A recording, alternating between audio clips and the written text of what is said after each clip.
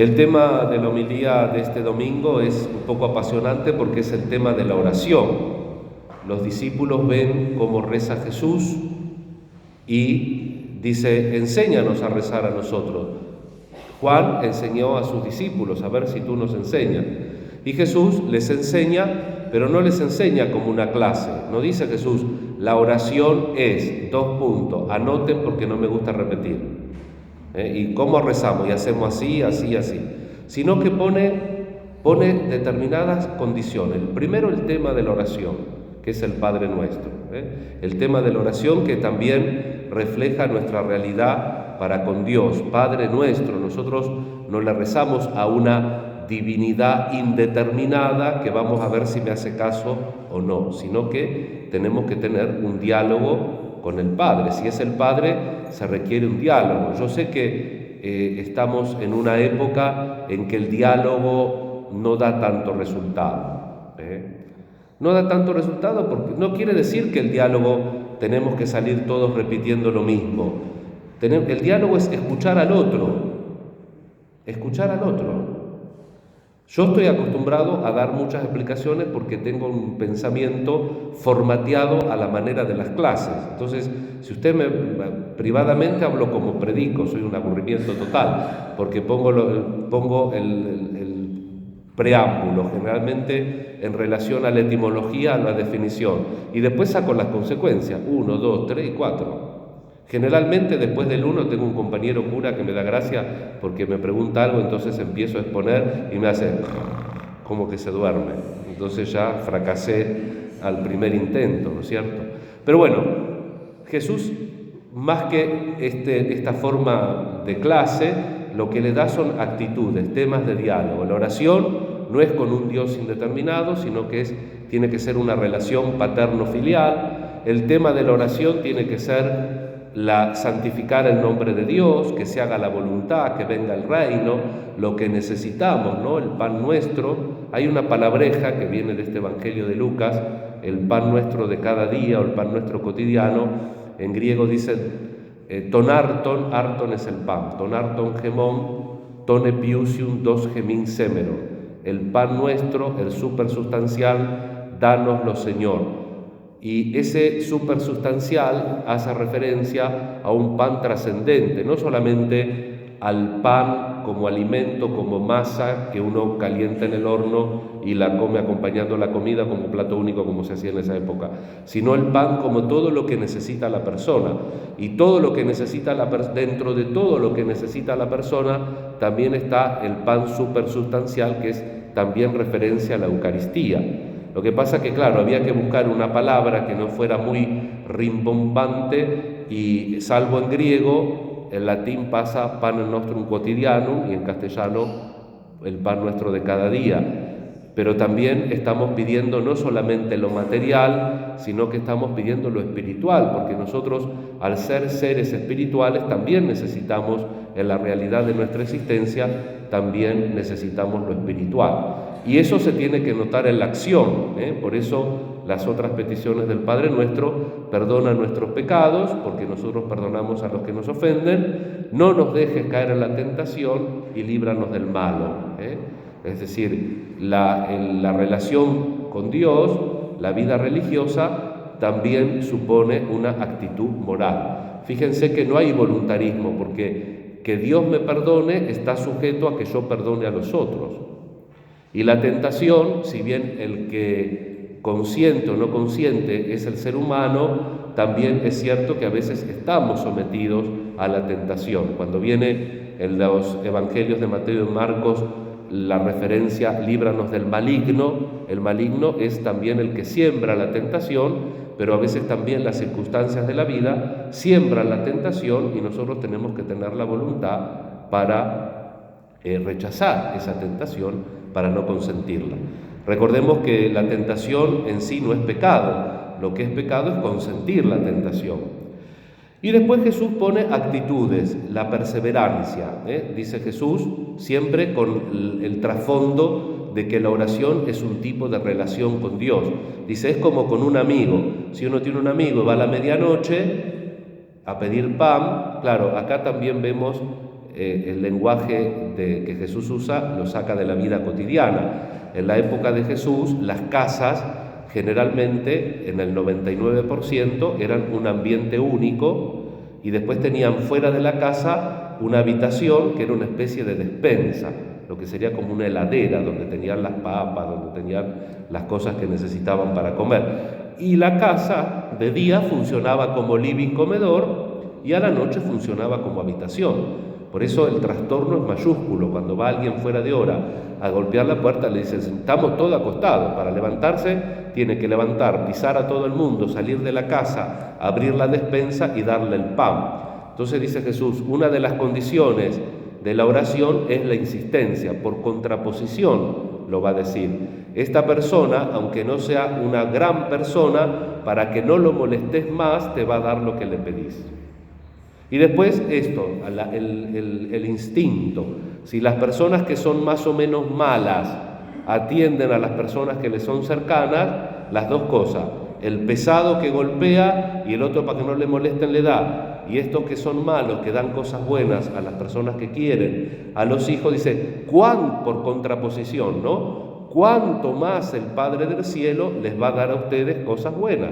Y ahí eleva, si piden el Espíritu Santo.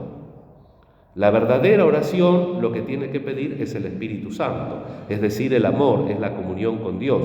Pero el tema de la oración puede ser cualquier cosa, por eso nos ayuda a entender la totalidad de la enseñanza de Jesús sobre la oración, la primera lectura que estamos siguiendo del Génesis. Estos tres señores que decíamos el domingo pasado también son un indicio de la Trinidad, que se revelan como la visita de Dios a Abraham, que son recibidos. ¿Se acuerdan que hablábamos de la hospitalidad el domingo pasado? Abraham los recibe. Hoy tenemos solamente el tramo donde Abraham se muestra como verdadero oriental y regatean. Ellos regatean para comprar y regatean también para rezar. Pero antes, unos versículos antes, estos tres señores que hablan como uno, dice, no le podemos ocultar a Abraham lo que vamos a hacer, porque iban a Sodoma y Gomorra a destruirla. Y entonces, en el diálogo con Abraham, Dios revela, no le podemos ocultar a Abraham lo que vamos a hacer. Y entonces, Abraham, en ese diálogo, entra en sintonía con los sentimientos de Dios. Y Abraham, en la oración esa, pide una cosa concreta, que Dios no destruya la ciudad. Y entonces dice Abraham, dice, ¿cómo vos que sos tan justo? Si hay 50 justos, ¿vas a destruir la ciudad? Dice Dios, no, en atención a esos 50 justos no la voy a destruir. Y ahí se queda pensando, ¿y si hay 45? Tampoco, en atención no lo haré. Y perdone mi Señor si insisto, ¿y si hay 40? También, por amor a esos 40 no la voy a perdonar. Y si hay 30, también, si encuentro 30 justos no la destruiré, no lo haré.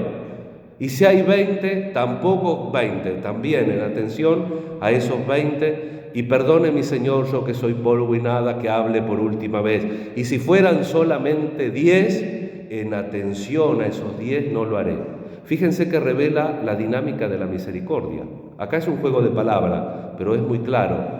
Dios sería injusto si tratase a los justos como injustos.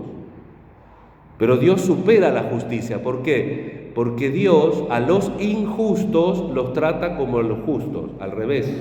Eso es lo que tenemos que aprender nosotros para subir de calidad humana. No tratar a los justos como a los injustos, sino que a los injustos hay que tratarlos como a los justos, para subir. La justicia, la misericordia de Dios es una justicia superada, es una justicia mejorada. Y el texto es riquísimo porque Dios, en atención a esos justos, aunque fuera 10, va a perdonar a toda la ciudad. Pero los justos tienen que estar en la ciudad. Es decir, Dios nos perdona a nosotros siempre y cuando tengamos un reato de bondad. Gracias a Dios, si no, no estaríamos ninguno vivo. Igual alguno levanta la mano y dice, yo sí, Padre, porque yo, bueno, puede ser. Pero yo creo, a priori diría que si no tuviésemos algo de bueno, no estaríamos vivos. Nuestras ciudades no tendrían derecho a existir. Tiene que haber algo bueno.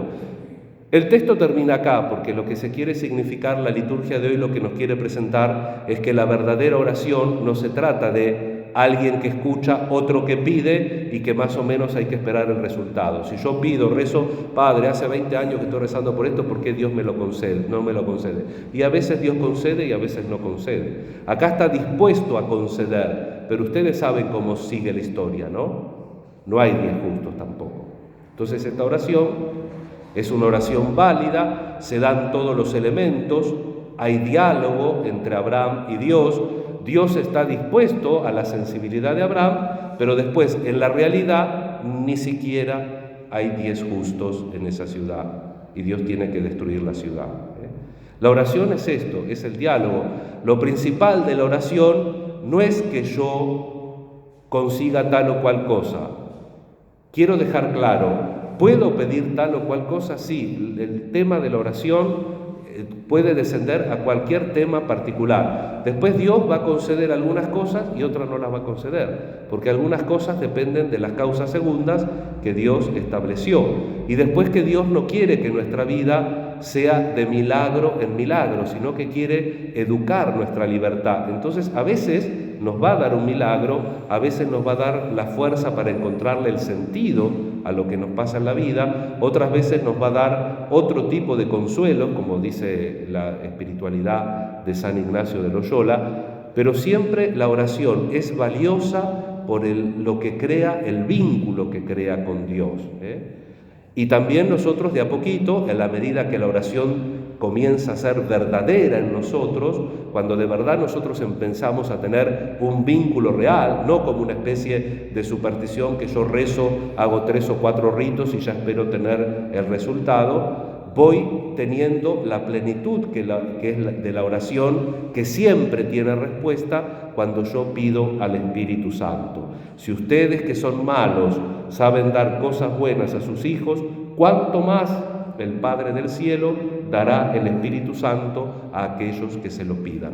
Dios siempre da el Espíritu Santo, Dios siempre da su amor, Dios siempre da su amistad. Porque el tema de la oración muchas veces es la oración que yo digo televisión. Entonces, ¿cuál es el tema de la oración? Las cosas. Quiero un coche nuevo, una casa nueva. La gente quiere que tener es ser y lamentablemente no. Las cosas no son vos. Las cosas te distraerán, pero no te hacen a vos. Y después las otras cosas que son totalmente superficiales. La gente cree que la felicidad pasa por ser joven, lindo y rico y sano. Esos son los temas de la oración. Joven, lindo, rico y sano. Y no, un enfermo puede ser feliz también, un viejo puede ser feliz, un feo puede ser feliz, pero tenemos que descubrir el sentido de la vida.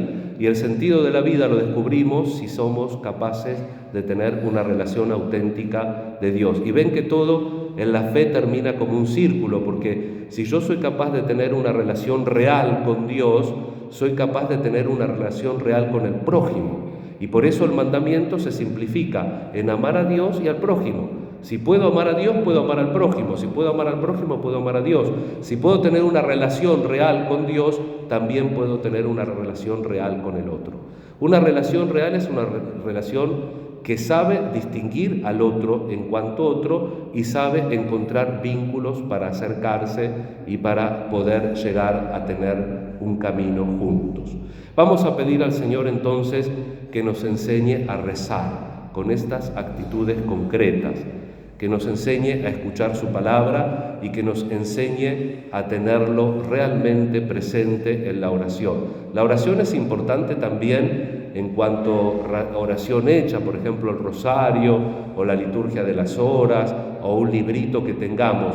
Pero recordemos que la oración es hablar con Él, sentarse y poner, yo necesito esto, yo necesito clarificar esto, yo necesito limpiar este sentimiento, esta negatividad que tenemos en la vida. Porque a veces nosotros nos sentimos muy religiosos, pero resulta que tenemos un montón de sentimientos que contradicen esa fe que decimos tener. Eso era el tema de la oración del antedomingo, ¿no? Rechazar todo lo que se opone al nombre de cristiano y comprometernos con todas sus exigencias. Cuando uno reza bien, va sanando esos sentimientos, esos impulsos, esos pensamientos que tenemos en el fondo de nuestro ser. A veces la gente es muy torpe y los manifiesta, y otras veces más astuta y los oculta. Pero no importa que los manifieste o que los oculte, porque no importa que lo vea tal o cual, importa que Dios vea mi corazón, que se va transformando y que va caminando con la voluntad de Él. Y que entonces el Padre nuestro es cierto, que santifico su nombre, que pido que venga su reino, porque me manejo con las normas y con los sentimientos de su reino, pido que se haga su voluntad, porque trato de que mi voluntad se conforme con la de Él, recibo su perdón porque yo también estoy acostumbrado a darlo y me voy entrenando para no caer en ninguna tentación porque Dios me ayuda a librarme del maligno. Que la Santísima Virgen y Santo Domingo, que estamos próximos a celebrar su fiesta, Él que como dominico es un maestro en la predicación y en la oración, nos ayuden a decididamente hacer un camino cierto de oración, de escucha, de entrega a Dios y de servicio al prójimo. Que así sea.